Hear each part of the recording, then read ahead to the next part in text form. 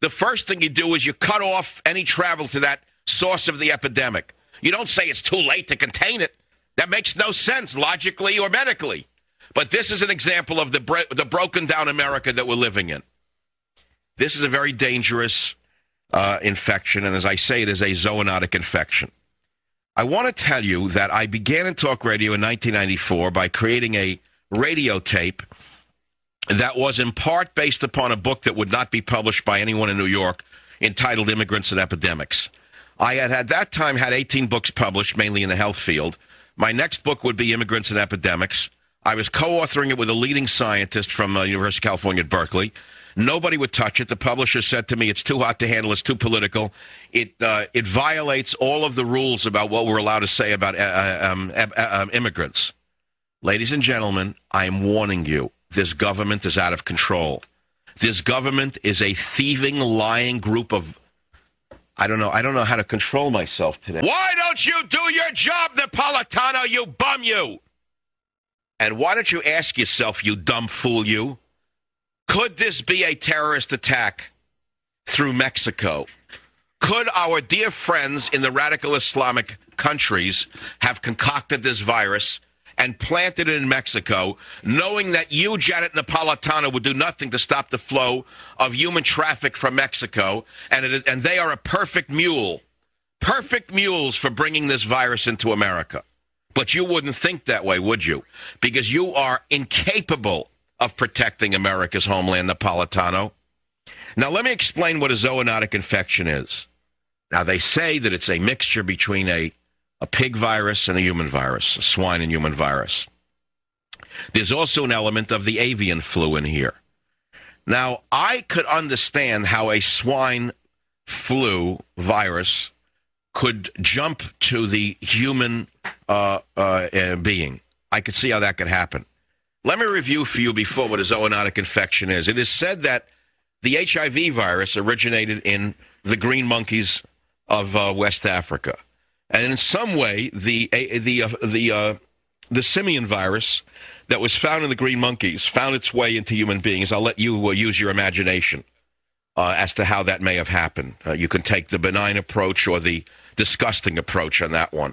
You can assume either the humans in that region ate uncooked monkey flesh, or you can assume that they had sexual relations with some of these creatures, and in so doing, the virus jumped from the animal world into the human world. Now, there's a great history of this. The syphilis pandemic that hit the world a long time ago was said to have occurred when the Spanish conquistadors had sexual intercourse with llamas in South America. And in so doing, they then brought this then unknown illness back to Spain, which then spread throughout Europe, through Spain and Europe. That was a result of intercourse between the Spanish conquistadors, who, when they were not busy slaughtering the local natives, apparently were chasing the llamas around the pampas. And when they caught them, they didn't just domesticate them, if you get the drift of the statement. But as a result of this despicable behavior, which the Bible warns us against, because the Bible is a very intelligent health book. It has many healthful messages in it, and it warns you against having sex with animals. It warns you against having sex between man and man. It warns you about having sex between woman and woman. It warns you about many, many things, the Bible, and it was not written by a bunch of old fools. It was written by very wise men of the Bible. But we'll let that go for the moment.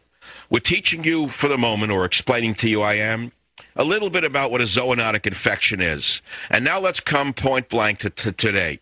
We see a flu in Mexico spreading into the United States of America that is a mixture of human, swine, and avian flus. We don't know how it got there. It's a never-before-seen mixture of the swine, human, and avian viruses. It's an influenza A virus, but we don't know whether it was manufactured in a laboratory by one of our dear friends in the Middle East, or let us say it just somehow mutated in Mexico. But in either case, if we had a Center for Disease Control, CDC means Centers for Disease Control, not Centers for Disease Propaganda. It is not the CDP, but that's what it has become. It is an incompetent group of morons. The same type of idiots that run Homeland Security run the CDC. In other words, everything they should be doing, they're not doing. They should slam an iron curtain down on the border with Mexico, stop all trade immediately, or this pandemic is liable to spread right into your kindergarten. I'll be right back.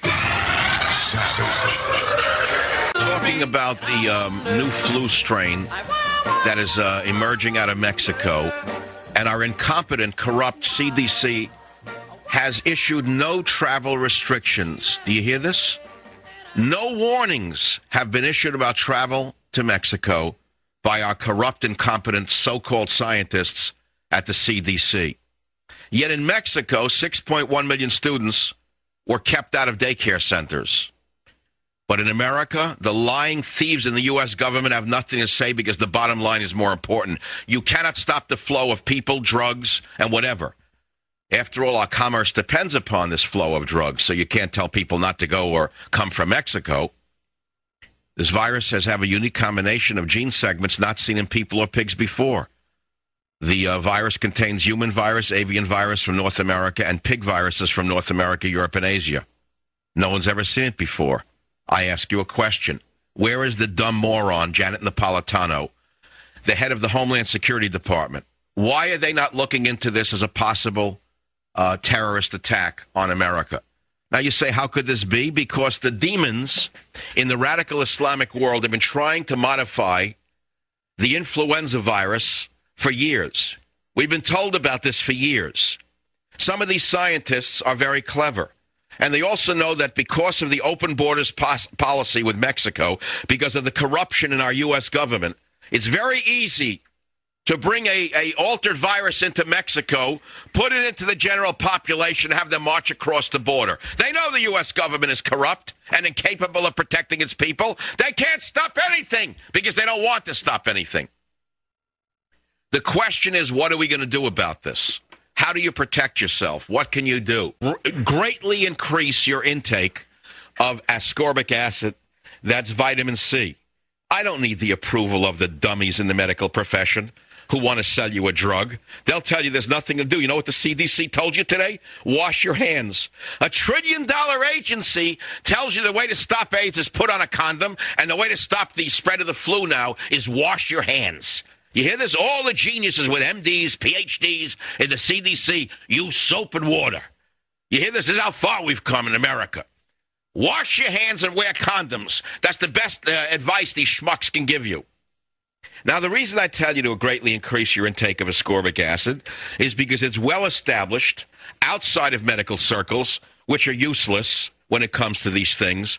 It's well established that ascorbic acid in sufficient dosages improves your immune response to foreign invaders. There are other things you can do. Savage.